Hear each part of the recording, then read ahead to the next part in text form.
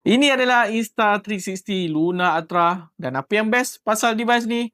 Mari sini aku share. Luna Ultra merupakan kamera gimbal kompak pertama daripada Insta. Device ni guna dua setup kamera, sensor daripada Leica dengan sensor utama dia bersaiz 1 inci yang boleh rakam video sampai 8K 30fps dan sensor kedua merupakan sensor telefoto yang offer kemampuan zoom digital sampai 12 kali. Untuk rekod video, Luna Ultra ni support 10 big iLok dan juga Dolby Vision. Selain tu, Luna Ultra ni dikuasakan dengan triple AI chip, offer pelbagai intelligent features macam mode pure video dan juga deep track 5.0.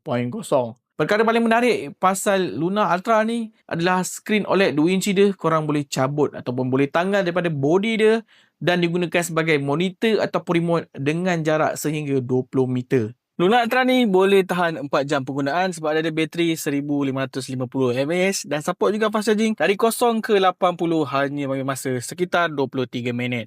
Kalau dekat Malaysia, Luna Ultra ni ada dua pilihan warna. Kalau korang tak suka hitam, ada putih. Kalau korang tak suka putih, ada hitam. Bagi aku, putih memang cantik. Cuma putih ni macam biasalah. Dia cepat kotor berbanding warna hitam. Harga jualan untuk Luna Ultra ni adalah RM3,000 dan mungkin korang boleh dapat lagi murah kalau korang pandai cari. Dan akhir sekali, apa pendapat korang pasal Luna Ultra ni? Korang rasa berbaloi untuk dibeli atau berbaloi untuk di skip? Cuba komen dekat bawah.